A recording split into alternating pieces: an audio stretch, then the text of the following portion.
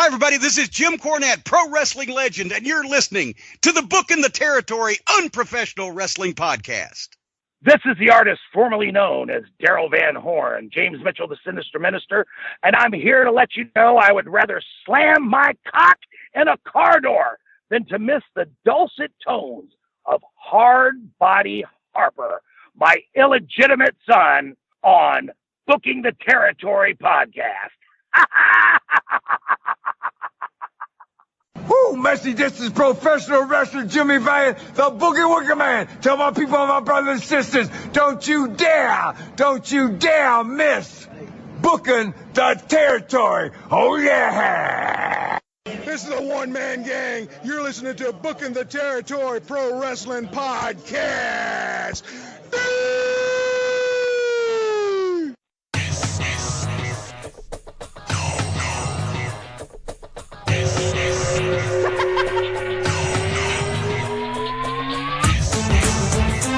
Welcome back, everyone, to this week's episode of Booking the Territory, the unprofessional wrestling podcast. For today, we're talking NWA Saturday Night on TBS from March 5th, 1988. I'm sitting here with Doc and Hard Body Harper. Harper and I are coming off a fun weekend at Wildcat Sports with the BTT Army and lots of guys in attendance. If you missed it, we're sorry, but you're going to have to make it next year because it's going to be another great time. The X-rated shows really are the best. Just some tremendous stuff. I had a great time. Got drunk. Harper gave me a Bud Light after I was drunk. That didn't sit too well in my tummy, but I survived. With that being said, Doc, how are you? Man, I am blessed and I am ready to be a motherfucking blessing. How about that? That sounds like y'all had a great weekend. Y'all were down there partying with the Army, partying with Tracy Smothers. You punked out and didn't do anything to Shane Douglas. Sounds like you had a Bud Light. That sounds like a big weekend for you. You're probably all tuckered out. Nah, my name's not T-Rex. I wasn't tuckered out. Hey, T-Rex's last day on the shoot job is tomorrow, pal. No, by the time this airs, it'll be over. That's right. He'll be gone. We should send him a cake of fucking Spam. Ugh. Doc, do you want to tell the cake story for the T-Rex? No, but what I do want to do is I feel like I need to say this so that I can get ahead of this. I will not be on next week's show, just so everybody knows in advance. I'm going to be on my tropical vacation down into. I was supposed to be going to the Dominican Republic, and I know some of you assholes would have liked that, but we switched up. We're going to go to Mexico. You know, what a deep connection I have with the Mexican people. I'm looking real forward to that. But I'm not going to be here next week. Lance will probably be filling in adequate replacement, I guess. We'll see how that goes. And just so you know, there's no conspiracy. There's no anything else. I'm going to go drink 32 beers a day down in the Mexican sun. Down on the seashores of old Mexico. I'm going to walk into the damn jungle and never come back. You're probably going to wake up in your hotel room in a tub of ice with a big scar, fucking missing a liver or something. Man, nobody wants my liver. They're in for a surprise, man. They better bring a wheelbarrow to get that thing out. It's nice, Doc. You going on Harper, with your little kids, and you're going to get drunk and pissy drunk. You're a hell of a father figure. The kids are going too? Hey, no. The resort has a... You are white privilege personified. They have a daycare at the resort, man. I could just shovel them in there. Oh, yeah. Let's just drop them off with a bunch of... Yeah, so with fucking Felipe and fucking Rosa. No, man, I drop them about 7,000. I drop them about, I don't know, 3,000 pesos at the beginning of the week, and they'll teach them. They'll be fucking bilingual by the time they get out of there, man. Oh, yeah, just drop them with Felipe and Rosa. Yeah. Jesus. God, that sounds great. That's nice, Harper. It's not a stereotype, because who else will be working there? Jorge and Jesus. Yeah, or Rosoro or Zorro or somebody. What? I don't know. The wicked Mexican name. He's digging the hole further. No kidding. Harper, how are you doing tonight? I'm going to try to help you here. How you doing tonight? I'm doing great. Yeah, but that's what we heard, man. Living the dream, right? You know what came out today in 81. Is this the day Dusty died? That's what all the podcasts are talking about. Stripes. Stripes. Yeah, that's a good one. That's a good movie. I bet Mike's never seen that. You ever seen that, Mike? I'm not answering. I plead the fifth. Are you serious? He's never seen Pulp Fiction, so after that, you can just rest assured he's never seen anything. And Full Metal Jacket came out this day in 87. Oh, that's a great movie. You seen that? Yeah. Well, there you go. Have you ever seen Shawshank Redemption, Mike? Yeah, I probably haven't seen Full Metal Jacket since the 80s, though. Jesus Christ, I watched it about 3 weeks ago. Yeah. That's your problem, not mine. That shit never gets old. Nah, it doesn't, man. It's awesome. It's nice. Doc, you want to give out some Doc-A-Holic spotlights? Man, I do. This may be the pinnacle here. This is the pinnacle. I don't think Harper's aware of this unless he's been on Twitter. This is how it is supposed to be done. So, you know, back in the days when I was trying to get y'all all riled up in the Army, I was telling y'all, you gotta do something to get the spotlight. Well, we now have an example of what good looks like out there in the world, due to two young, virile, strong Doc-A-Holics. They go by the names Ryan Ashby and Kenny Beiersdorf.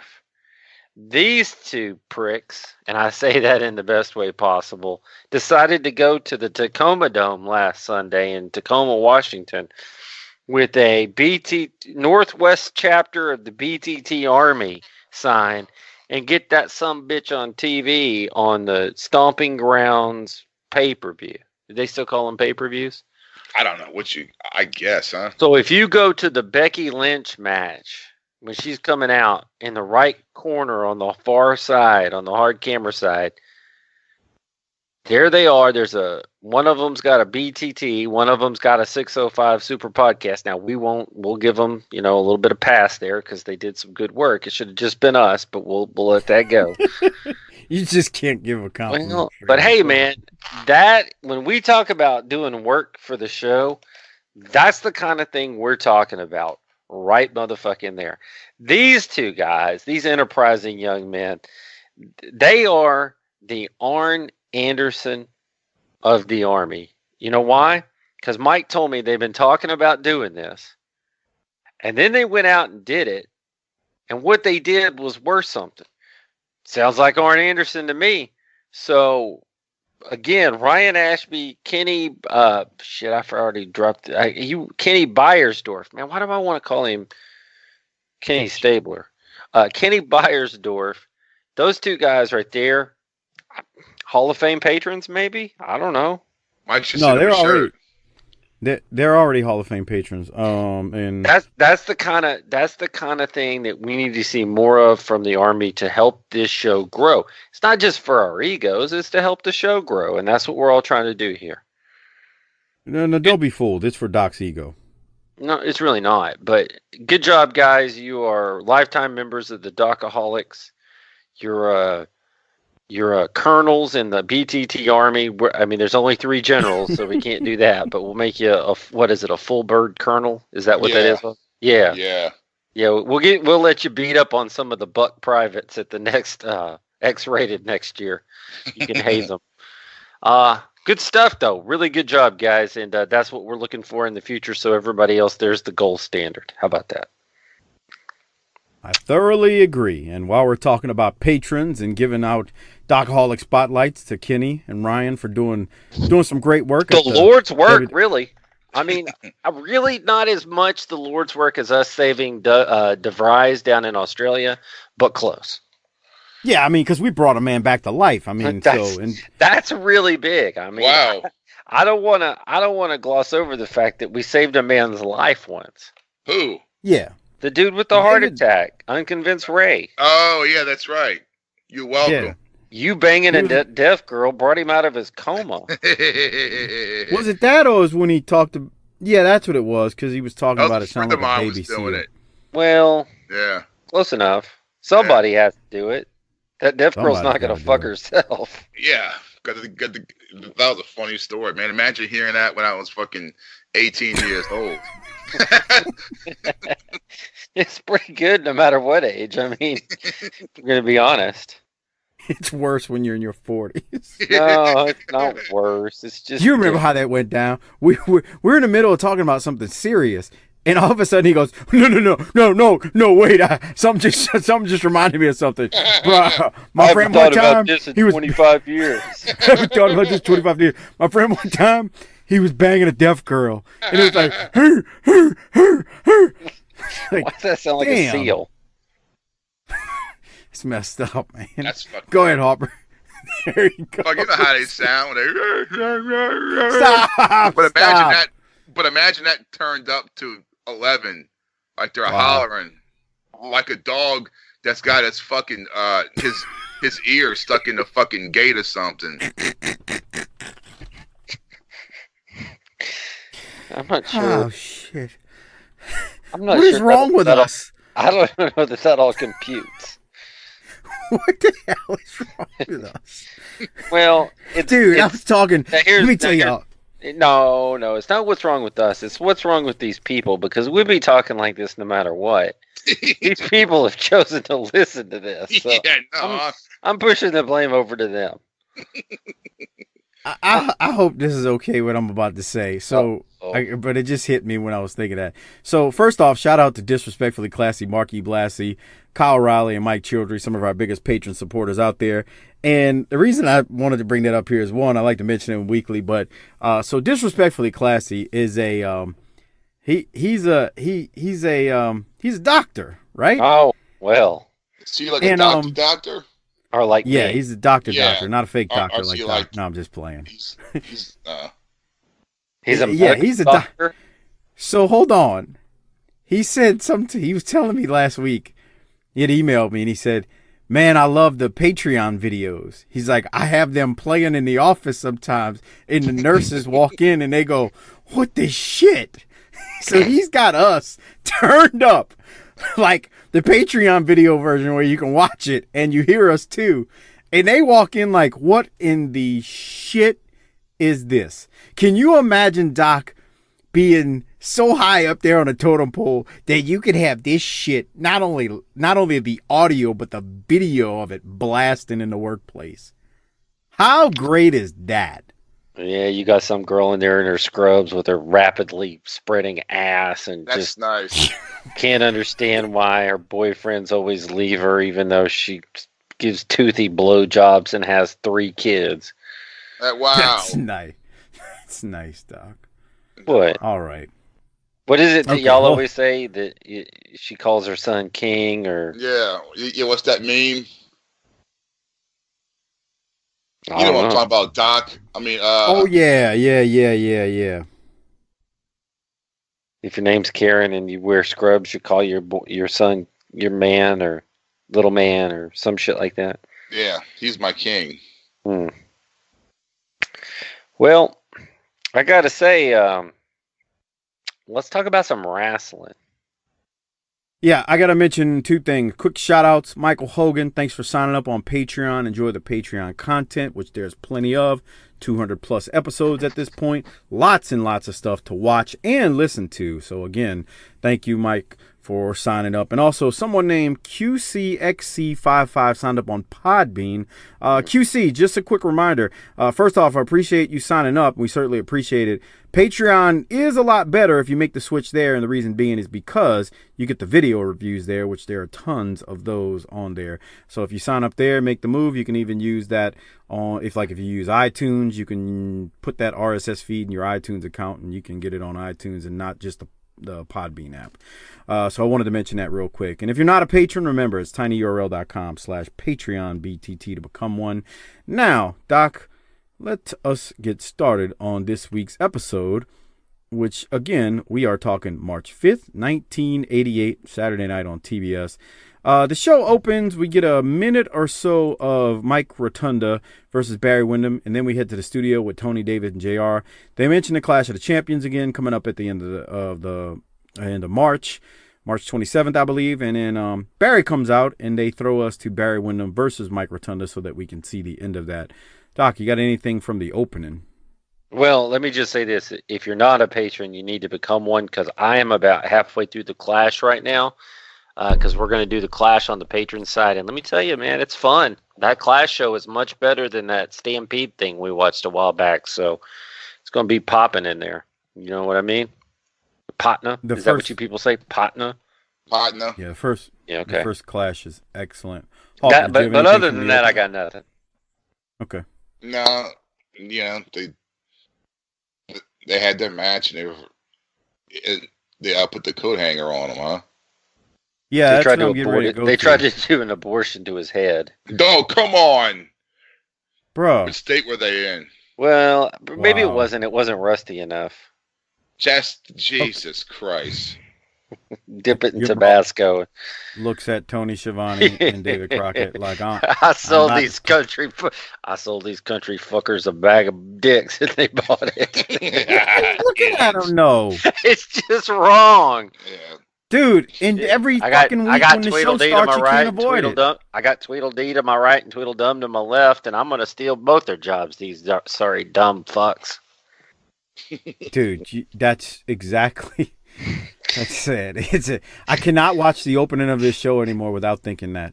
I do think that his podcasting game is. I'm enjoying the new one with Conrad, my buddy. Yeah, he's on. It's good, man. Especially like the WCW stuff they talk about. I'm finding it very entertaining. I will say that. That's right, man. Yeah, he's got a policy about bells. What? Do you want to explain what you're talking about? The bell policy. I don't think people understand what you mean. It was on the Corny's drive-thru not so long ago. That's all I'm saying. Gotcha. It got me excited. We'll keep going. So they talked to Barry. Doc, do you have anything from what Barry says here? We've never seen Barry so serious. I agree. Harper, you got anything from Barry before they go to the match? He said snatch him at his house.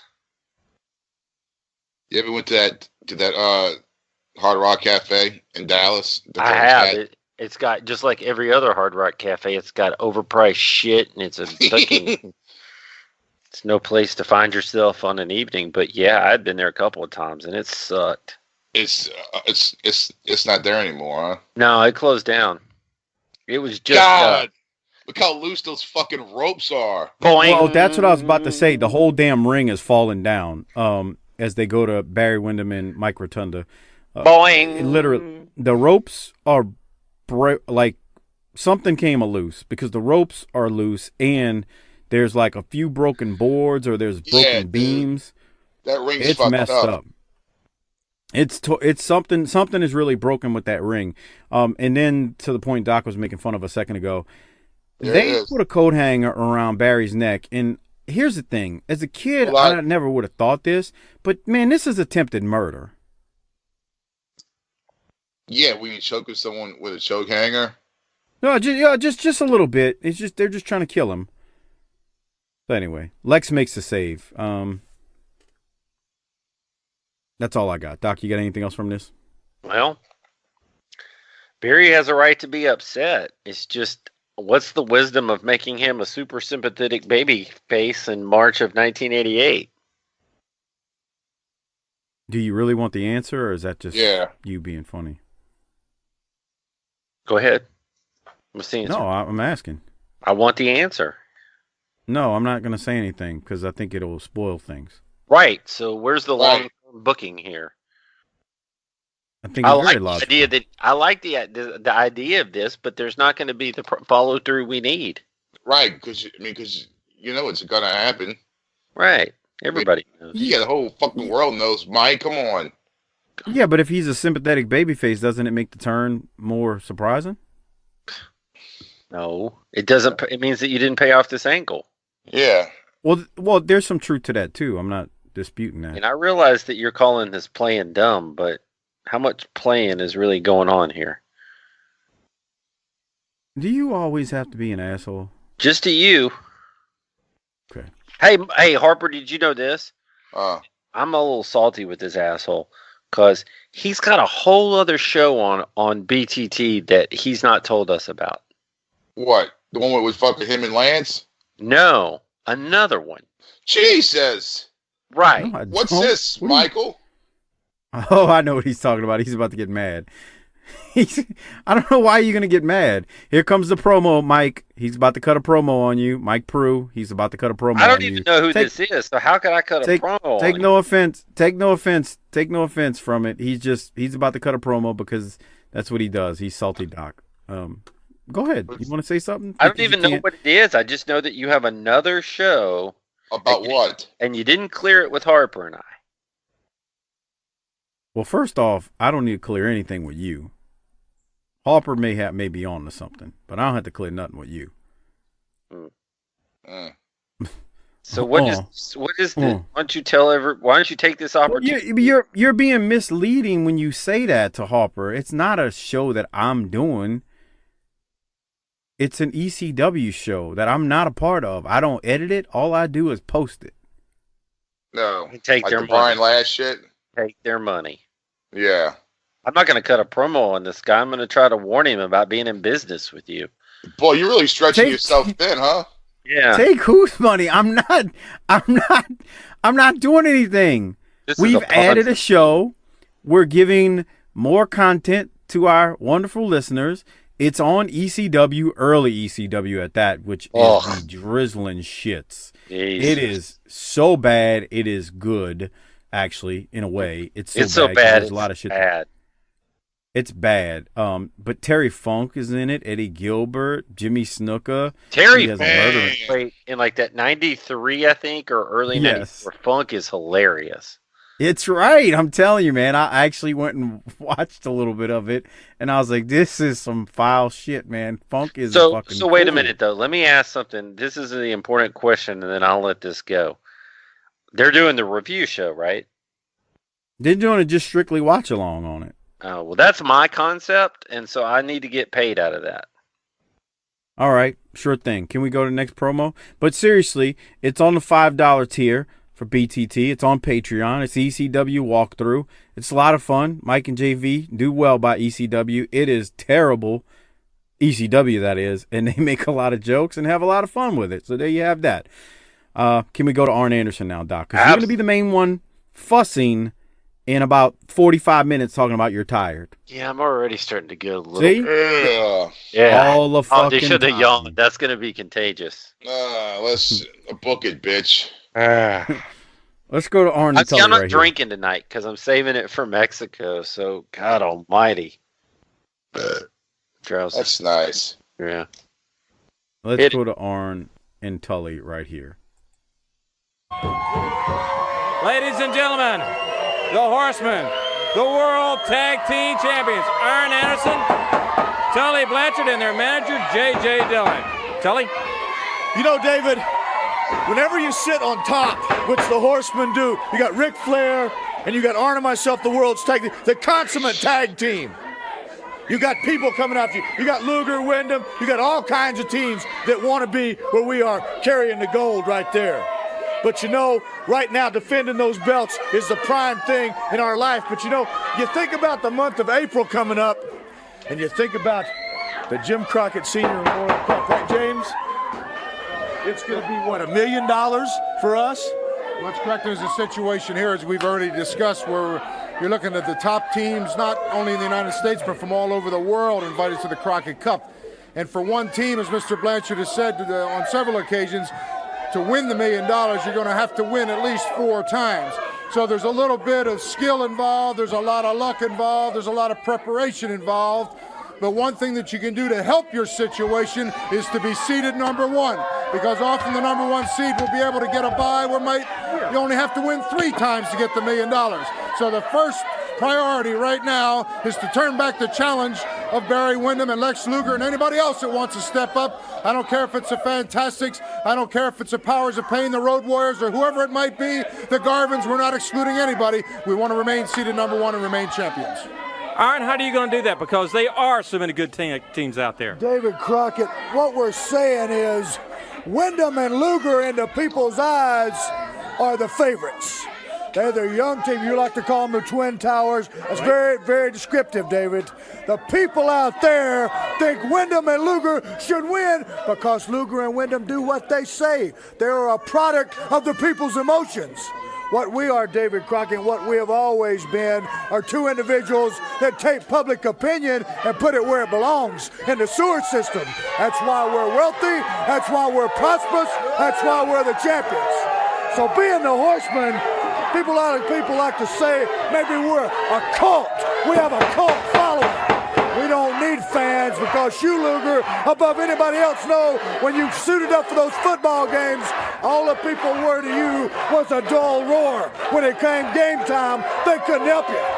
So if the people want you to win, and your mama and daddy want you to win, then what I think you ought to do, Luger, there's an old saying, and Wyndham, either or get off the pot. Because the way you develop credibility in this business is to tell the people you're going to do something. If that's what you want to do, you want to share it with them or make them a part of it. But then you got to go out and do it. We're the Horsemen. We're the measuring stick for tag teams. And at the Crockett Cup, we're going to do what we do best. We're going to shine in tag team competition. The World Tag Team Champions, the Horsemen. Now let's go to the ring and see one of the... How badass do you have to be to have orange glasses and cut a promo like that and just give zero fucks whatsoever? That was the first thing that came to mind. And then Arn told Luger to shit or get off the pot, which that's a beautiful saying. Harper, what did you have from it? I mean, he did kind of repeat the same thing with the public opinion thing, but it's still fucking badass. Yeah. Yeah. Hey, what's up, girl? Because he said, when did he say that? Last week or the week before? Yeah, I think it was last week, and he said it prior too. Yeah. But Doc, what you got? It still fucking works. Man, this guy out there talking is the Ryan and Kenny of the wrestling world. He said you got to say it, then you got to go do it, just like they did, man. You know. That's what I'm talking about. He said they're the product of popular opinion. Fuck a bunch of that shit. I can relate to that. I like how Arn is calling Luger and Wyndham the young team. Arn is 29. So I think he's even ballsier to be 29 and trying to pull off those glasses.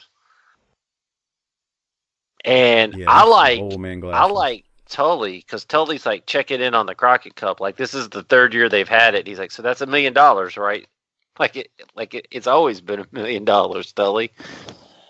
But they got JJ there to JJ provides all the details. He's the detail guy, so it sets him up well. And Arn, I guess, is going to be just a strong contender for a Rolex with that shit. Agreed. Yeah. So next up is Shane Douglas. He defeats Gene Ligon, and then Shane cuts a promo. He called Magnum PI at one point, and then Douglas promotes the live Clash of the Champions coming up. I didn't have anything else from it. Harper, did you? No. I wonder when he got back into the afterwards, when he got in the back, I was like, fuck. I called him fucking Magnum PI. Tom Selleck's going to break my arms. Did you watch that when you were a kid, Mike? I did. Did you? Oh, yeah, I did. I know Harper did. That was probably his favorite show. Were you too young? Oh, fuck no. No. I don't know. I can't remember any of that shit, man. That was 35 years ago. 30 years ago. I bet you that came on in like 83. I bet you is when it started. It lasted until like 86, 87. You know, he was supposed to be Indiana Jones, but he signed the contract with CBS and he couldn't do it. That guy could have. If you're out there between the age of 37 and 49, Tom Selleck could have fucked your mom if he wanted to. Yeah, that fucking mustache, man. That show was on from 1980 to 1988. Damn, wow. That's a long time. That's like Cheers. Damn, I thought 83. God, I didn't realize it was on that early. There you go, pal. Shit. We don't remember shit about that. Man, we're sitting here running a historical podcast when we don't remember shit about shit that happened back in the day. It's a good thing we're some It's a good thing we're some funny motherfuckers because we can't remember a motherfucking detail. And if there wasn't Wikipedia running out there, we'd be fucked. Well, you're not kidding about Magnum, though, man. He had that mustache, and I mean, he Man, made my the mother-in-law back and then's mom. my mother-in-law and my mother will get together, and he comes on selling reverse mortgages and shit, or Blue Bloods comes on. These two old biddies will still get creamy in the jeans, man. Jesus. Magnum. Right. Creamy in the jeans, huh, Doc? Everybody has problems, man. I hear you. All right, let's keep going. Everybody's got somebody out there that did knock out still, as long as they can walk or whatever. Yeah, like a Mormon Fairchild. She still looks pretty good, Yeah. Let's go now to JJ and Rick on that note. Jesus. All right, ladies and gentlemen, remember, Sunday the 27th at 4 o'clock, the Clash of Champions, Ric Flair has already signed a contract to wrestle Sting for the World Heavyweight title. Later on in the program, we're going to have another special bout announced to you. JJ? David Crockett, a lot of exciting things coming up for the Four Horsemen and the champion, the Nature Boy, Ric Flair himself. I'm talking about Louisville tonight. I'm talking about St. Louis tomorrow. And, of course, all roads will lead to the Greensboro Coliseum live at 4 in the afternoon on the 28th. David Crockett, let's start this thing out the way it should be told. First and foremost, I don't like Louisville. I am from North Carolina. I don't like Denny Crum. I like Dean Smith. I don't like the Cardinals. I like the Tar Heels. So you see right away, when I roll in to Louisville tonight, woo! Look at if only a Tar Heel can look. You all down there gotta learn to live with it because, J.R. Reed, no purpose Ellison. You got it? And tomorrow in St. Louis, above all else, Ric Flair and J.J. Dillon will walk that aisle of that arena one more time. The world champion will take St. Louis apart because St. Louis knows better than any city in the world that the National Wrestling Alliance is number one. And along with being number one is the world's heavyweight champion. Now, woo! March 27th. Let's talk business for a minute. This is the Super Station, the biggest station in the world today. More viewers, more stations, more satellites. It is the premier sports network in the country. Ted Turner, Jimmy Crockett, WTBS. So, when I walk out here and sign a contract to defend the world's heavyweight championship, we're not talking Atlanta Braves. We're not talking Atlanta Hawks. We are talking World Championship Wrestling. The Greensboro Coliseum, March 27th, the premier sporting event of all time in the history of live television. Ted Turner is spending millions of dollars to make this thing blow anything else in the realm of that day completely away. And you know what he did? He said, if I'm putting together the biggest broadcast in the history of my great company, who do I put on the program who also is number one in his field? Me! Woo! The world's champion! You see, Sting, this is it! I'm gonna see you 5 or 6 more times before the 27th, but keep in mind, if I'm not the champion when I walk that aisle, I will be again for the 6th time. That's Ric Flair. Ted Turner, Jimmy Crockett, Ric Flair, woo! Right in the middle. And the other ones, if you like the NWA, look for Ric Flair and JJ. Woo! Let's go to the ring for the world's television title match. Doc, what do you have? It's too bad that Rick couldn't be the promoter and the booker and the money man too, because if it was just based on talent, the wrong guy won the wrestling war, man. Jesus. He went out there and buried WrestleMania 4 without saying it. Basically, it said we're going to spend millions to defeat this hokey cartoon bullshit. And when you're ready to go defeat the other team, I'm the guy you need. Let's talk business for a second.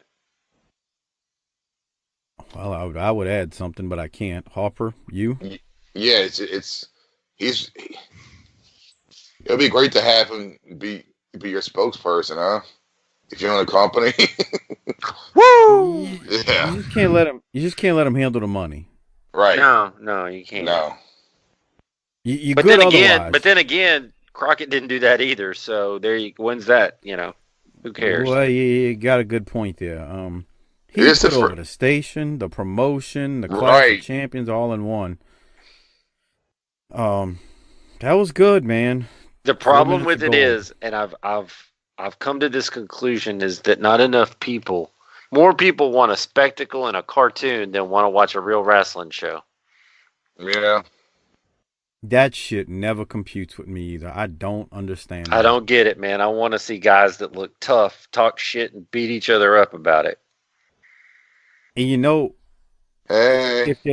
And there's one thing that everybody that listens to this show will agree on is what you just said. Every last listener wants Democrats, Republicans, blacks, whites, browns, virgins, sex addicts. It don't matter. Alcoholics, drug addicts.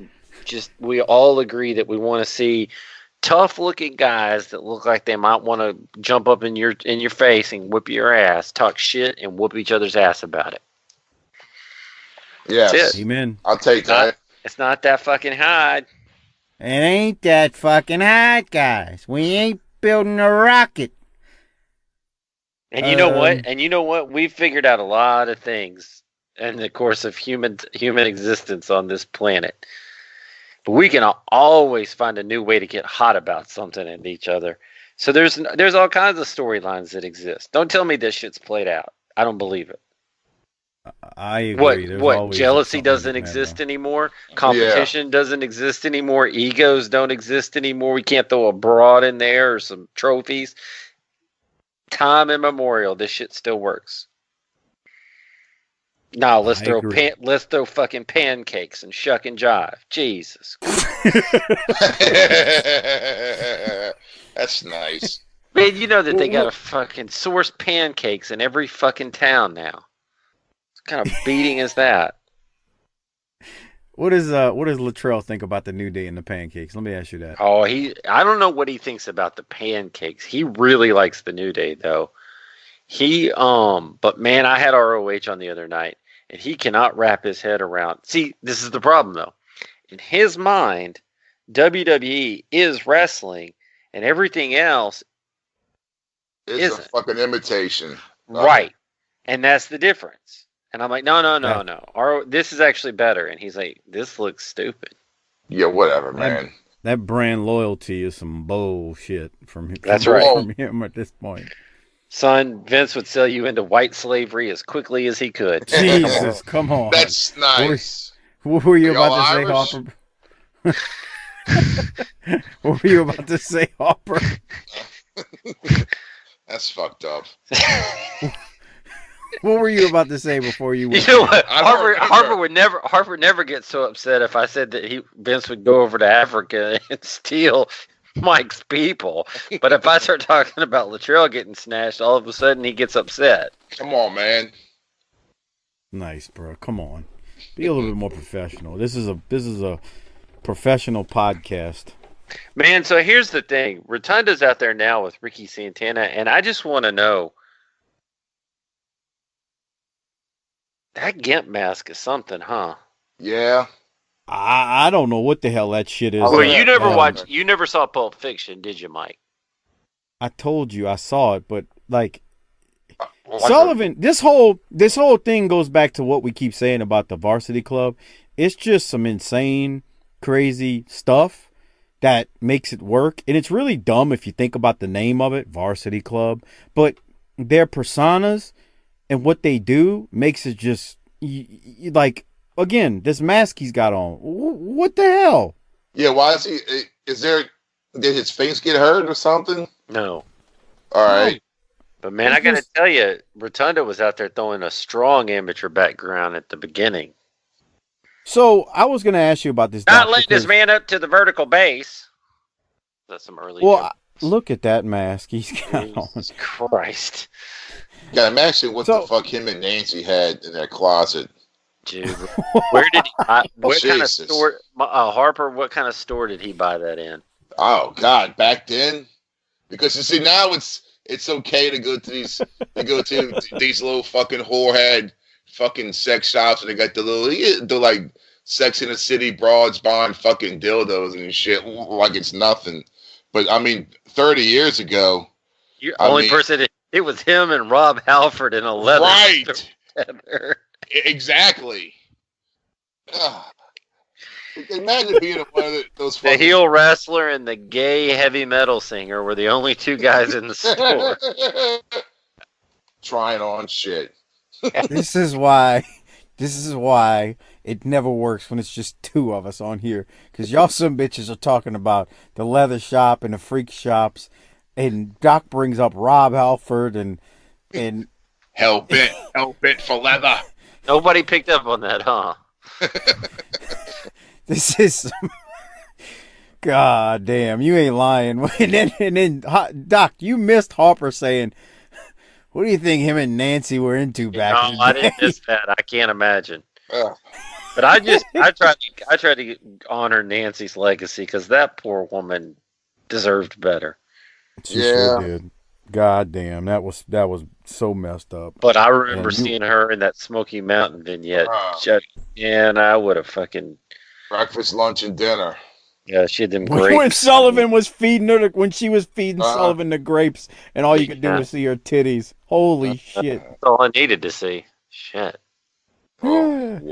So, Doc, I was going to ask you about this match because if I'm lying, I'm dying. I got interrupted at least 16 times by my wife while trying to watch this. Who doesn't? So, when I tell you got interrupted 16 times, I'm not kidding. And here's the thing. This match was a TV title match, so it went on for the full 10 minutes and then some. 20? Yeah, it was long. Yeah, and I think they did a little playing with the time at the end, but not a lot. When they said 5 minutes, I think they went about 4.5 or so.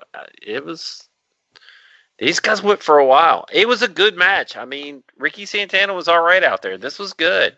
Yeah. Yeah, they did. They really did. They got after it. The crowd was into this. They did a good little mixture. There was pro wrestling per se, and then amateur wrestling as well in it, which is, you'd expect that from Rotunda. But I thought this was all good. Harper, do you think that this Varsity Club thing is like the old 1950s secret society fraternity, like balls and shafts, skull, where they're supposed to be the pillars of society, but they're really when they said they claim Bush was one of those guys. Yeah, so they're down there at the bank making deals, but in reality, they're all wearing dresses and strap-ons at the parties. Yeah, with fucking torches and fucking cloaks and shit. Eyes wide shut shit. Yeah. Yeah, that's what I think this Varsity Club thing is. Yeah, Mike doesn't know what that is. Y'all about to get into the Illuminati and shit right now. Not that Rothschild shit. We can't get into that on here. I'm just saying, I'm making a comparison. You know what I'd like to know? I don't know this, so if somebody out there has seen it, please send me a message about this. Has Kevin Sullivan ever said where he came up with the whole Varsity Club thing from? I'm sure he has on a shoot interview. Yes, I can't be expected to know everything. I agree. That's why I said I didn't ask you. I said I'm asking the listeners out there. So I'm sure someone's gonna send me a link. Yeah.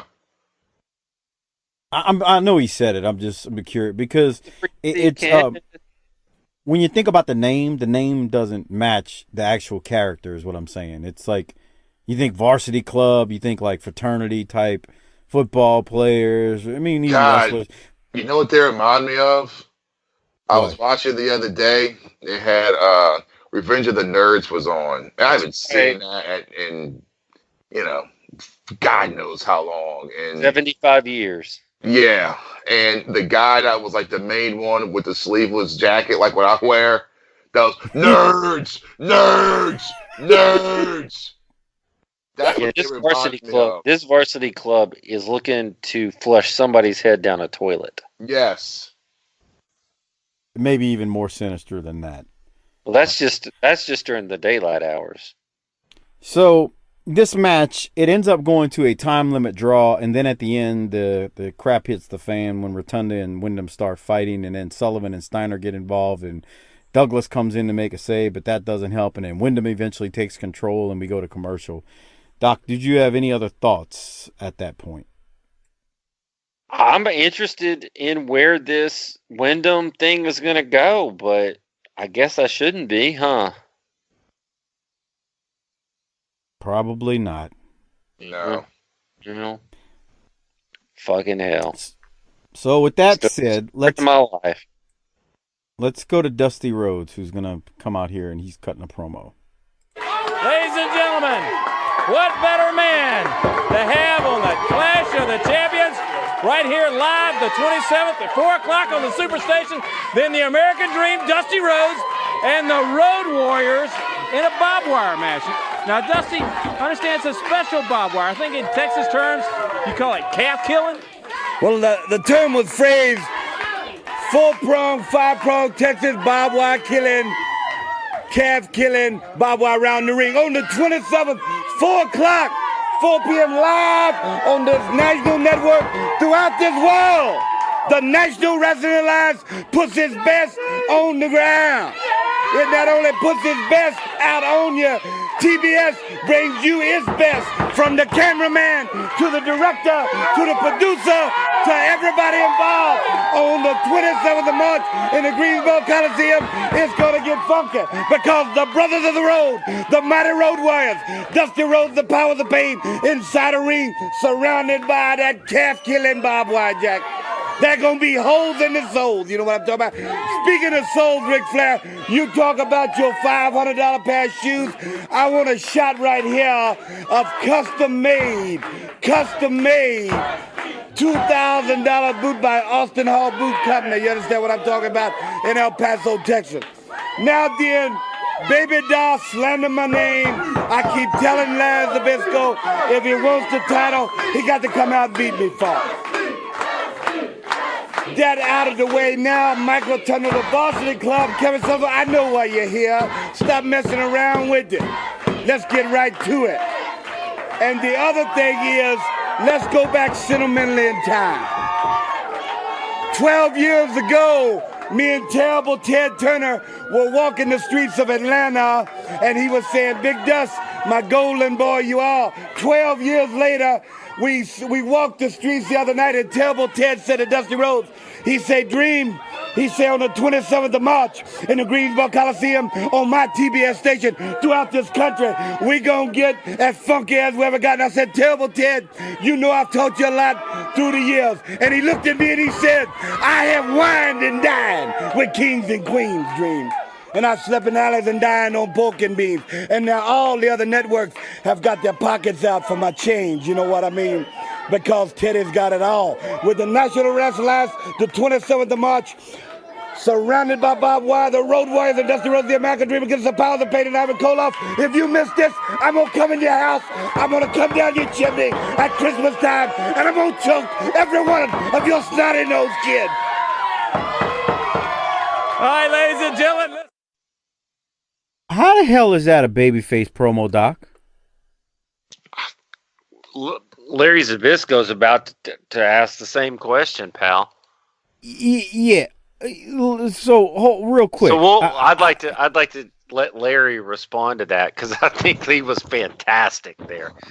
I agree. Let me play it one more time. I want the listeners to hear that last line that Dusty says if you missed the Clash of the Champions. Listen to what he says. The Road Warriors and Dusty Rhodes, the American Dream against the Powers of Pain and Ivan Koloff. If you missed this, I'm going to come in your house. I'm going to come down your chimney at Christmas time, and I'm going to choke every one of your snotty nose kids. That's something that sounds like something Harper would say. Harper. Well, let me ask this, Doc. Do you want to wait until we get to Larry's line? Yeah, I do, because Larry was fantastic. Man, you think Ted Turner's ever uttered the word funky in his life? Probably so. Yeah, maybe. And the problem with them not paying off the Wyndham angle with Varsity Club is then they turn around and talk about this baby doll deal, and they don't pay that off either. And I get cranky when angles don't get paid off. It's up there with recaps. That's nice. Which, by the way, I watched about an hour and a half of Raw this week, and I swear after every commercial break, they showed a recap of what had just played. Man, and I was thinking to myself, if Doc's watching this with Latrell right now, he's having a fit. We didn't, but here's the thing, man. If you're dumb enough to watch it, you're dumb enough to need the recap. So there you go. That's nice. They're just children. Children are dumb, Harper. Oh. So let's keep going, since you did say let's wait for Zbyszko's response. And I agree, Doc. We need to hear what Zbyszko says, specifically to Dusty's line about coming down the chimney and killing people's kids. Man, Dusty was like a pitcher who stayed in a batter too long at a hung a pitch, and Zbyszko is good enough that you hang that out over the plate, and you're tired. I'm gonna yank it, and Zbyszko hit a home run. Totally agree. So let's go to that in a second. But first, how could they do that how did the writer know to write all of that? Well, then you're making the point I'm gonna make in a second, but let's keep going, because Sting defeats Chance McQuaid quickly, and then they go to Cornette, who's with David Crockett. Corny's first line is gold. Here it is. Jesus Christ! All right, ladies and gentlemen, a man that's going to be in Louisville tonight to see his mama, Jim Cornette. And then you're probably going to have to ask your mother about the Fantastics. Oh, right? David, you're bringing that up. First of all, I got some bad news for you. No, don't look at me that way. It's not your AIDS test. I got some bad news for you. The Midnight Express aren't here tonight. As you know, they do a lot of charity work. They're out using their own time, their own resources. They're opening a halfway house for girls that won't go all the way. But the fact of the matter is that everybody knows the Midnight Express are still the greatest team in professional wrestling. You throw up the Fantastics at me. You throw out names like the Lightning Express, like that Ricky Santana and this young punk Shane Douglas, all these other teams. What the Fantastics are is the dregs of the bottom of the barrel that the NWA and Jim Crockett have been scraping for a long time now, trying to find a team that can handle the Midnight Express when it can't be done. We're going to take the Fantastics, we're going to send them back home with their tails tucked between their legs, just like we have all these other teams that we've outlasted the past 3 years. There's two important dates, two important events coming up that I'm excited about. Oh, yeah, you can boo all you want to, but I'm excited. If I'm excited, everybody should be. One of them is the Jim Crockett Senior Memorial Cup Tag Team Tournament coming up in Greenville, South Carolina, and Greensboro, North Carolina on April 22nd and 23rd, right? That's right, Tony. Don't give me no cues. I got a computer brain. Well, let me tell you something. The 22nd and the 23rd is going to mean $1 million for the Midnight Express, but more than that, March 27th, just like Dusty Rhodes, the heartburn of America, was talking about live right here on this television station, Greensboro, North Carolina, going to have a lot of main event matches, but what's more, they're going to announce the top 10 seedings for the Jim Crockett Senior Memorial Cup Tag Team Tournament to be held in April, and that's what I'm waiting for. My mother's got a party waiting and ready to go, brother. It's sitting on me, dead ready, just waiting for the Midnight Express to be declared the #1 seed. Last year we got ripped off because you know that your tightwad brother don't want us to have $1 million, but we are going to be the #1 seeds this year, or I'll have my mother's attorneys on it. And one more thing, Fantastics, Lightning Express, Douglas and Santana, anybody else, don't come into Midnight Express like a cabbage, all head and no rear, or elsewise we'll make a nice side dish of coleslaw. See you later, David. All right, we'll see you. Ladies and gentlemen, let's go to the ring. and Barry Windham. Going up against Gary Listen to Jim Phelps. Cornette. Listen to JR right What here. can you say about Jim Cornette? Although he is right, the top 10 seeds will be announced on March 27th, live right here on Superstation TBS. Those girls are in the top 10 seeds as far as the top 10 here tonight in this facility. Very Yeah. also. Go back to those girls, Mike. Go back to those girls. JR is Look at those. laying it. That one on the Oh, left. She's a thoroughbred, pal. Which wait, yeah. I'm sure Phil Allen would like to get his black hands on that white prize. That's nice, Doc. Yeah, the one on the left looks like, Man, if you could get rid of that dumbass 80s haircut, the Aquanet special, that chick was. I guarantee you that chick has an associate's degree from a local community college. And Why she dressed like that on a Saturday morning? Exactly, that's what I'm saying. And she probably works at a fucking law firm or something. And the other broad is just some fucking broad. Yeah. That may be her younger sister. Yeah, right. She's like a chick from what the fuck was that movie? Billie Jean. I thought that's a good one. I thought you were gonna say "Give Me a Break." Remember that show? God, remember that, Mike? Yeah, yes. Give me a break. You used to jerk off to what's her name? What? Wow. Dale Carter. Yeah. I can't lie, that made me laugh. That's just wrong. That's so dirty. Boy. Damn. Give me a break, so... I sure deserve it. He's singing. Joey Lawrence was on there when he was real young. Harper, sing it again. Give me a break, I sure deserve it. That's fantastic. Oh my God. This is the type of stuff classy Marky Blassie's talking about, man, and these nurses are walking in. And get all your nurses in there together and let's get their pants wet, you know? That's nice. Jesus Christ. Oh my God. I bet all of his nurses look just like that without the Aquanet, and he's fucking... I'll show you 3 kids how to throw a spiral. Here's your yearly performance review. Bend over. It's 2 in the pink, 1 in the stink. Come on, man. Wow. What are you listening to? 2 in the stink, 1 in the pink. What the hell is wrong with us? we got problems, man. I'm telling you. What are you listening to? My wife most companies will give you a 3% raise. We're gonna give you. We have our own system of 3s. What y'all don't know is Doc sent a meme to Harper and I in the middle of the show, and it's of a Choco Taco, and it said when she wipes back to front and hits you with the old Choco Taco. That's nice. What about the next one? It's an old man with a photo, and he says, I ate so much pussy when I was your age, I had to go to the dentist for a haircut. That's nice. That's fucked up.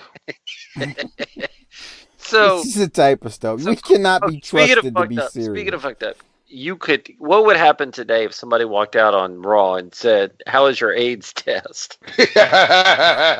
Fired. That's hilarious. Fired. It's fucking worse back then because like people were like dropping dead like fucking flies for that shit. Magic hadn't cured AIDS yet. I mean, they got some pill that you like. You take it if you don't have HIV, and it keeps you from getting it. Ooh, I need that. Yeah. Jesus. Is it at the bottom of a Cracker Jacks box? Where can I get this shit? I see it on some fucking commercial. You know that we all grew up in an era where you fucked a girl in a way that you shouldn't have, and that crossed your mind when you were done. Oh my God, yeah. Yeah, because you had all those fucking commercials. Mike called it every other Friday in the hood, but for Harper and I, we probably had to deal with that too. Yeah. Man, she hasn't gotten any skinnier in the last 6 months, so I'm probably gonna live. Yeah, that's good. Harper, I can't lie. When the Louisiana Boxing and Wrestling Commission first started making us actually do the blood work and stuff. Yeah. Man, I remember the first couple times that I had to go get my blood work. Please, God, I'll do anything. I remember going into the doctor and I was like, in the very first time I went to the doctor, I was like, yeah, I need to have blood work for HIV, hepatitis. And he looks at me and is like, have you been into some strange stuff? And I was like, no, I need it for the Louisiana Boxing and Wrestling Commission, which then he looked at me even more crazy. He was like, you're like a complete moron. Right. He's like, is that an excuse? I mean, you couldn't come up with something better? Butterbean in here. What the fuck? So, anyway, I remember going back like that time and then like the next time and then, I'm answering the same question. And then finally, because it's still every 6 months, right? Yeah. Or did they change it? 6 months. Okay. Anyway, yeah. So, long story short, yeah, I remember going to the doctor and he's like, "What?" Anyway, all right. Can we get the show back on track because we're all over the place, Doc? Sure. I'm getting a little tuckered, so we may need to step on it here. Barry Windham defeats Gary Phelps, and then we go to Larry Zbyszko and Baby. We're not even halfway through with this damn episode. Yeah, no, huh? Come on, Mike. Work us through it. No, we're good. We don't have too much. We don't have too much more, believe it or not, because Lex comes out there and cuts a doozy and a sweaty promo. It's nothing. But let's go to Larry and Baby Doll. Here they are. Larry's great. All right, ladies and gentlemen, we're waiting right now for Larry Zbyszko and Baby Doll. And here she comes. Oh, you want to give us a present? I have to bring out my boots because, Dusty Rhodes is out here showing custom-made $2,000 boots. Well, baby, get a shot of these because, Dusty, I know you don't have nothing as good as this, and you've never had nothing as good as I am, right, Dusty? So, Dusty, I brought mine out here because you made a little thick out here, don't you think, Larry? Hear what else he said? Hear what Dusty Rhodes said national TV? He's going to choke kids. So not only are you what we have on you picture-wise, now you're admitting to being a child beater. Well, let me tell you, Dave, that fits right in. I look around and all I see is corruption, pollution, immorality, nuclear power, too many people and not enough jobs, fall of the Christian elite. Hey, it doesn't look like the end of the world to me, but just in case these spudheads of this planet seem to mess it up someday, Baby Doll and myself are going to wind up on that stairway to heaven, Rhodes, and it's going to be right over you. And you come out here and call our bluff. Be cocky. You're not going to be cocky when you're on the cover of the magazine in a month or two and you're crying the blues and you're asking for forgiveness. And you know what? There's not going to be a television station in this world that's going to want to put your image on it because you're going to be not only a child beater that you admitted to, they're not going to want you an example for these kids. I'll give you a bright side, though. You and the latest scandal victim, what's his name? They can open how about a new magazine and call it Repent House? How's that? That's right up your alley, Rhodes. Ladies and gentlemen, we know how he can talk. We've heard his mouth. I mean, Doc, go ahead. He ain't lying. My exact note was, where did he lie? Yeah. I mean, this is really good. And he's a baby face, and we were dumb. Mm-hmm. We thought he was a heel. No. He's bringing out all the points.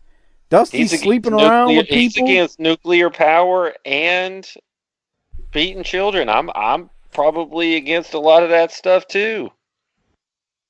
We need to go back because Dusty said he was going to come down the chimney and strangle people's kids. He sure did. Babyface, like, I don't know, Harper, what do you have? Yeah, I mean, fuck. I mean, Dusty's gonna fucking choke out some fucking kids. Doesn't that sound like fun, Harper? What the fuck? Come on, bro. Look at this Randy Hogan, dude. Holy shit. That's a disaster. That is a colossal, I mean, it'd be like if T-Rex hopped in the ring. Yeah. Since he's quitting, Can you send me a picture of him? No. No? Well, fuck. Mike, Harper. back me up. Back me up here. I can't do it. Damn it. You don't I need feel to see bad that. for. It's the theater of the mind, Harper. Yeah, no. It's better that you don't see it.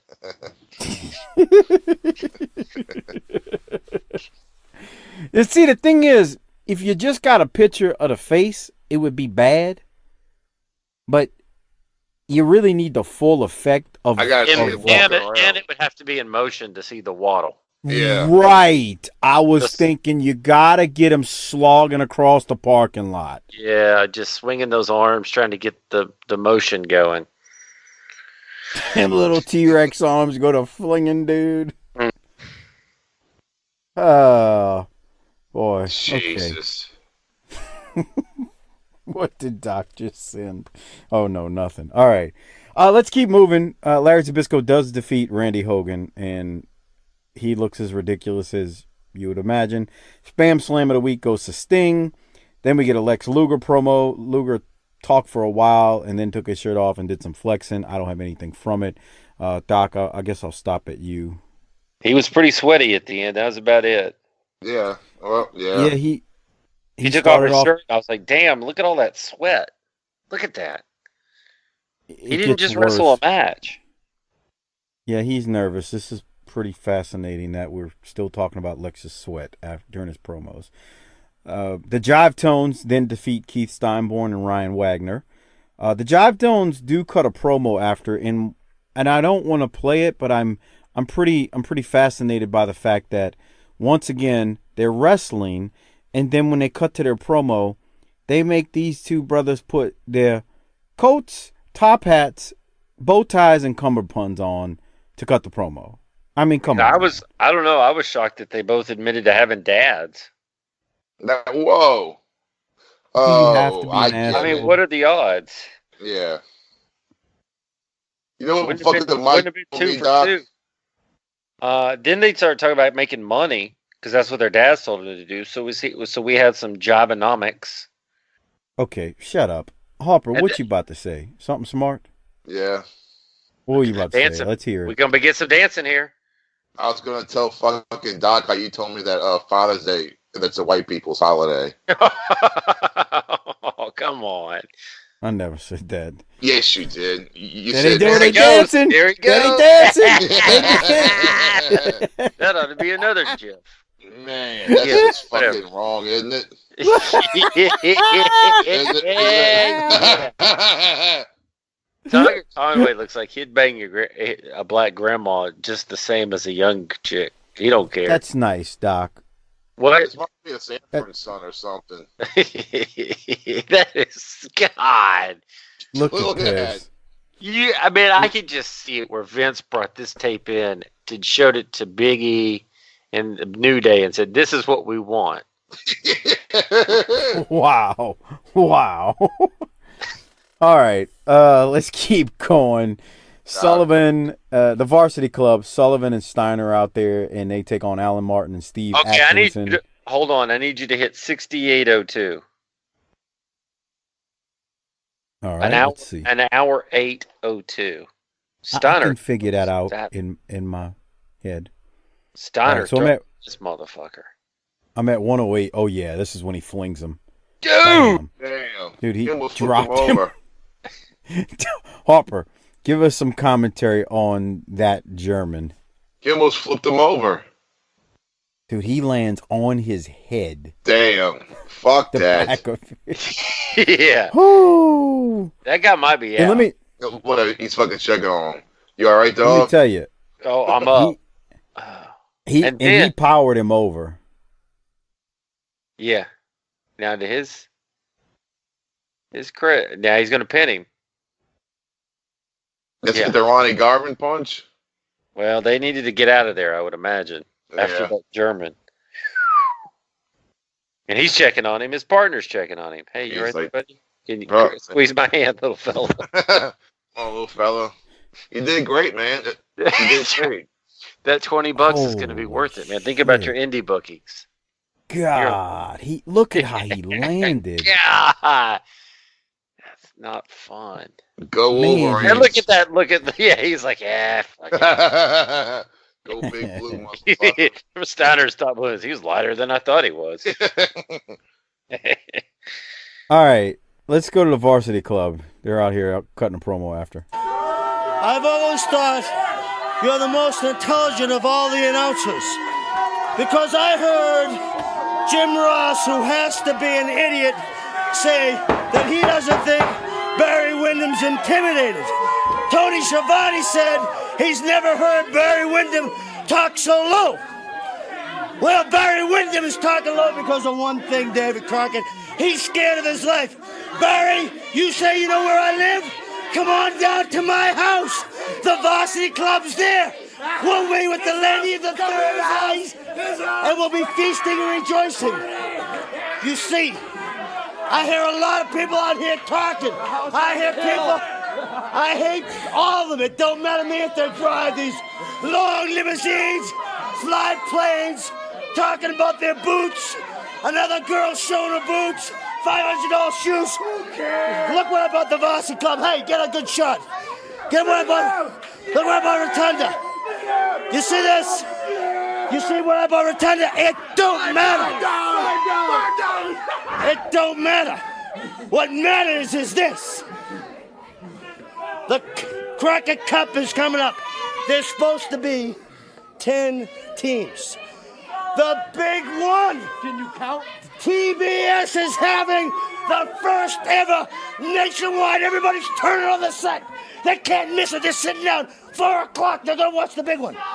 You see. You shut up. I love 24 teams, by the way. Not 10, 24. I see. I said you were smart, Mr. Crockett. When I get through, there'll only be 10 teams left because extinction, you see. You gonna run out? We're going to get them.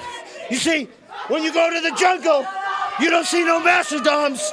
You don't see no dodo birds because they're all gone. What you're facing is the Varsity Club in extinction. You know something? That Barry Windham comes out here and cries. Well, I don't want to hear it. Because I was getting ready to trash Santana. He interrupted me, and it's all over, Windham. I don't want to hear you cry no more. I'm the champion, and you're not. These guys are nuts. Hey, listen, ladies and gentlemen, coming up next. Say that again. Doc, your thoughts? I love the line, we'll be feasting and rejoicing. Come on down to my house. Nancy. Man, Sullivan's got some stones, man. He starts taking shots at Dusty and Rick and talking about the boots and I hate everybody. shoes. He said that, man. That's greatness. Yeah. And Harper, did you catch Rotunda's shoes? No. What do they look you like? You didn't see? Were they British Knights? Jesus Dude, Christ. Those shoes look like $5 Payless specials. Chuck Taylor's? But Pro Wings. But they were like, I'm trying to find it. I don't have the exact timestamp. Anyway, yeah, I don't have the exact timestamp. But dude, they look like, you know how you take old shoes and start cutting the grass in them? Yeah. That was the shoes. Oh God. That was the shoes. So, all right, Doc. Any other thoughts on the Varsity Club there? Good stuff. Yeah. I liked how they shot back at the crowd. Shut up. Yeah. They're fun. All right. We get the Road Warriors. They're back, and Animal's wearing a hockey mask, and they get back to their old ways of destroying enhancement talent under a minute. It's pretty good and intense. They beat the shit out of these guys. Doc, anything you got from it? They came out and beat the shit out of these guys quickly too. They acted like they were double parked and shit. Yeah, they're pissed. We've seen this 100 times, and it never gets old. They just pile them all up and let me. Did you see that? Yeah. So Animals puts this one guy already took the big move off the top, and then Animals got this guy and he presses him, and he just dumps him on the other guy's back, and they pin him. It's old, but it's still great. The Road Warriors win, and I don't have anything else from it. They Harper, you want to say anything else? No, they just fucking destroyed these two guys. remember Big back in power the day. slam for the top rope and this shit. Yeah. I remember back in the day, when we first started doing this, we talked about how in '85, they'd run out and the jobbers wouldn't move and just sitting there with their hands on their dicks and don't want to do anything. And they go to destroying them. And Doc's like, dude, you've seen this movie 100 times. Still. You think you would, just guard yourself. They do go to a Road Warriors promo. Doc, do you have anything from it? It's intense, and Animal looks great with this hockey mask. Yeah, I think. Yeah, I didn't have anything from it, but it was good. That is a hell of a visual right there, even without the audio. Look at him. Yeah. So I'm believing it. What I liked is, we'd seen wrestlers with masks before, and I'm thinking of like Lord Humongous, Mid-South, and whatnot for us. But so we had seen it before, but Animal's got that thing painted, and I thought that was kind of cool. Mm-hmm. So, anyway, good stuff, intense. They're promoting the Clash of Champions, and that's what I liked about it. We go then to the next match. It's Tony Suber who defeats Super Destroyer. Now, Doc, I know the Super Destroyer as Scott Irwin, who was Wild Bill Irwin's brother when they were the Super Destroyers as a tag team in Dallas in '83 and '84. This is not Scott Irwin. He's dead by now, isn't he? I don't recall the year he passed, but this guy is pudgy and short. So yeah. So I would have said I had a different name, but until the short part came out. I don't know who that is. Well, I'm not sure I have the right name. I had Jack Victory. That's not Jack Victory. Okay. Tim Moretti, who is Super Destroyer, March 5th, 1988. See, Jack Victory ends up being one of them Russian dudes. He takes over for Johnny Ace. Well, no, and they put him under a mask, too. And he becomes the, what the fuck was the Russian's name? The Russian that's... No, they wear masks. They're a tag team. They wear masks. Yeah, Scott Irwin had been dead for 6 months here. Okay, so, yeah, this is... Dude, he was only 35 when he died. Damn. Yeah. Yeah, that wasn't pretty, man. Cancer, right? Brain tumor. Yeah, that's what I thought. He died young, man. It's crazy because you think about it. You see him in 83, 84 world class, and he's just a few years later, he passes away. It's nuts. Harper and I were talking about cancer this weekend. Cancer's up. Yeah, Bruh. Fuck. Man, let's just bring it all down, man. That scares me? You want to think of something that scares me to death? It's that. Yeah. Go to the doctor. Oh, yeah, you got 6 months. I thought it was what? I thought it was basic arithmetic, but hell, I could see that too. No, I got a pretty good grasp on 2 + 2 equaling 6, so I'm good to go. We'll go to the next match though, because what? Man, well, who won this? Man, that was pretty cool. Well, Tony Suber wins, and it made me wonder: were they trying to make fun of someone? I don't know what this was about. I like the fact that it means that anybody could win here. Yeah. I thought we established that when the Mulkeys won, though. But you got to remind people, you know. Okay, fair enough.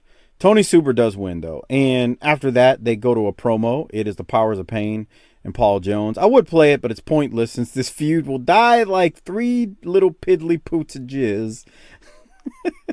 And there's not much to it. I don't know, Doc. You got any thoughts about Powers of Pain? No. Yeah, me either. So the next matchup is Ric Flair, Arn, Tully, and they defeat Mike Jackson, Trent Knight, and Rocky King. Flair put the figure 4 on Trent Knight for the win, which was, we got into an argument years ago about did Flair ever win with a figure 4? Well, there you go. He actually won with a figure 4 right there. So, Doc, any thoughts from the match? He won with the figure 4, just like always. Please play that, though. Keep that going. Play what? I did. It was still short. Yeah. This part. I'm about to play the promo. Yeah. Yeah, that's what I meant. Sorry. Jesus Christ. They're the 4 horsemen. They're the champions of the world. Harper, pay attention. Close attention. J.J. Dillon is their Rick. manager. What I hear, What is he what I hear doing? in the back is a very subtle chant, Sting, Sting, Sting. I think anybody in the right mind would be a little embarrassed at this moment because it's obvious that you just had a demonstration of how the figure 4 leg lock should be properly applied by the man that's the true master of it, the world heavyweight champion himself. And I'd put any sum of money on the line to say that once that figure 4 leg lock is locked in on anybody, including this loudmouth Sting, you don't get out of it. The match is over now. Oh, what do we have here, Chad? Harper. What I got here is Dusty Rhodes! Right there! This is Dusty Rhodes, #1 girl! Tell him one time, sweetheart! Tell him Bye-bye, we'll see you tonight. David Crockett is fucked up. All right, so let me prepare y'all. They try to bleep it out, but it actually bleeds through if you turn your volume up all the way. And what Rick says, what I got here is Dusty Rhodes' kayfabe girlfriend. And you can read his lips if you're watching on our Patreon video at tinyurl.com/PatreonBTT. If you're not a patron, become one because it's a great service and you get a lot of extra content. But that's what he says. This is Dusty Rhodes' kayfabe girlfriend. Harper, Doc, watch it again. Once that figure 4 leg lock is locked in on anybody, including this loudmouth Sting, you don't get out of it. The match is over now. Oh, what do we have here, Chad? What I got here is Dusty Rhodes! Right there! Oh, yeah. This is Dusty Rhodes, #1 girl! Look at Tell him Crockett. one time, sweetheart! Tell him Bye-bye, we'll see you tonight. He's yanking the emergency brake. Yeah. All right, now I'm going to turn it down, and I want y'all to pay attention to Arn and Tully when he brings this broad out. All right, now look at Arn and Tully's faces. Look at Tully. He can't hold it in. He's fucking laughing. This is some foul shit. She looks like the mom from Good Times, pal. That's nice. What's wrong with that? Damn. People can look like people, Harper. It's not racist. This is dirty, and you know. It was. That you deserve it. This was not on the up and up because seriously, did he catch hell for the terminology too? Yeah, for real. They bleeped it out because it wasn't like he said anything dirty. It wasn't like he said this is Dusty Rhodes' bitch, y'all. He just said this is his kayfabe girlfriend, and that's what they tried to bleep out. So probably. So he's already been in trouble for making himself bleed. Man, you know they're in there saying, man, we're trying to sell this fucking company. What is your problem? I think I remember Cornette talking about the last year of Jim Crockett Promotions on he did a full episode on it, and I want to say he did say that Dusty and Rick were having problems during this time. And there was a lot of damage control done often with the Crockett's and Rick and Dusty because of stuff like this. And, well, yeah, I mean, dude, Dusty's got to be in the back like, what the fuck is this motherfucker doing out here with this bro? What is this shit about? He gonna bring this girl out and gonna yell about. I don't find this shit funny for 1 second. Gonna talk about kayfabe. Why does he sound like Mike Tyson? Why does your Dusty sound like Mike Tyson? I don't know, man. I'm hotter than 6 sons, baby. What the hell is this? Where he grabbed that from? I mean, this is foul, man. Yeah, it's Rick pretty. Went and grabbed. Yeah, making fun of that poor woman. Yeah, man, and she's out there. She don't know what's going on. Right. Just pay. Okay, watch when it's they almost look like at Carrie, like that movie Carrie. She's the look butt at of this the woman. joke, but she don't know it. Harper, Right. I hope you're taking notes. Look at this woman. She's laughing She's and happy playing. to be on TV, man. Mm-hmm. And they making fun of this poor is woman. The same thing for her as if she got called down on The Price is Right. That's nice. Okay, one more thing. Listen to Rick, and this will be the last thing. He tries to get her to talk on the mic. Listen to Rick at the end of it. That's not Just a good listen. idea either. No, that's what I'm saying. That's when David Crockett's like, well, no, we got to go. Listen to the very end of it.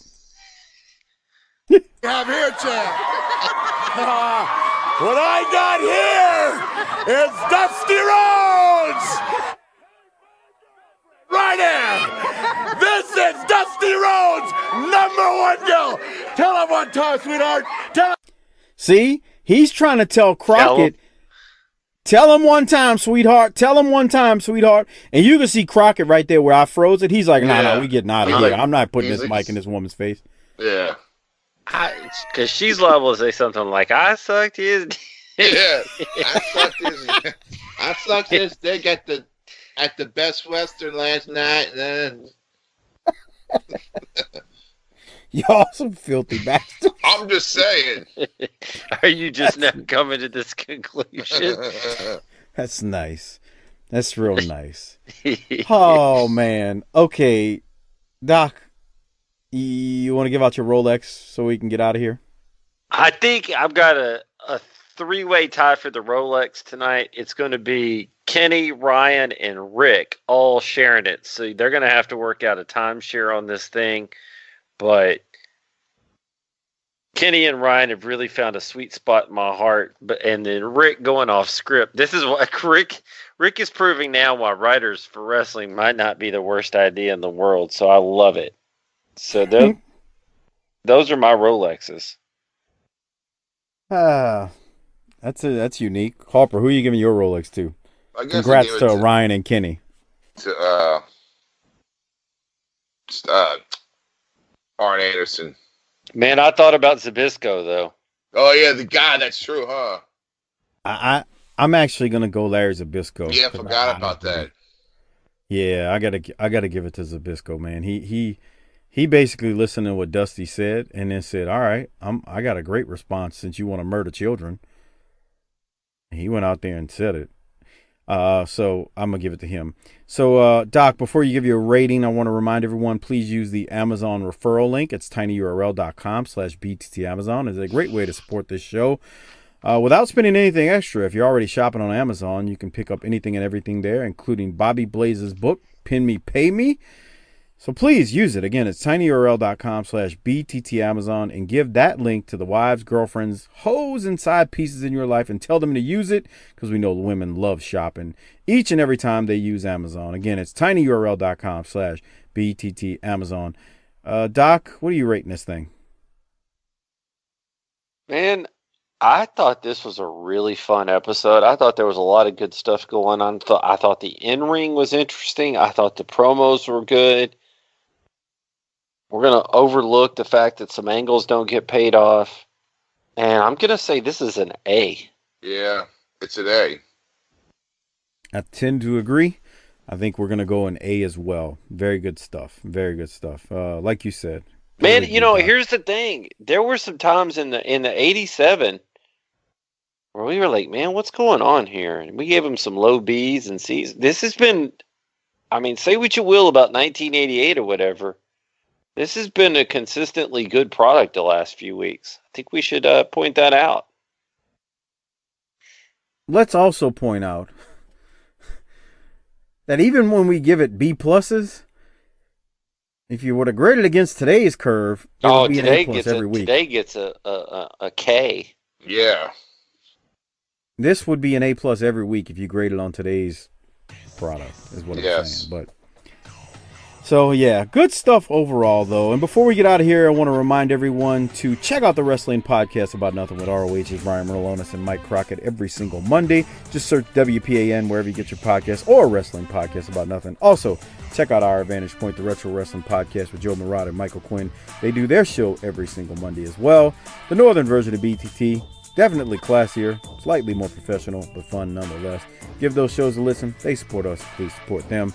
And Harper, unless you got something else Wildcat related to discuss, whether it be future shows or anything, I think we're almost going to get out of here. Go join the Facebook group, search Book in the Territory of the Unprofessional Wrestling Podcast. Go buy Harper's t-shirts on our Pro Wrestling Tee store. Just click the link at facebook.com/Book in the Territory. Click the Shop Now link. Or look in the show description of this episode. There's all the links there to Pro Wrestling Tees store, the Facebook group, and Patreon, and Amazon, in case you missed anything. So, Doc, you got anything else? Man, I'm tuckered, pal. I am too. So I think we're going to get out of here. Harper, hit the tagline. Take us home. Fuck it, bitch.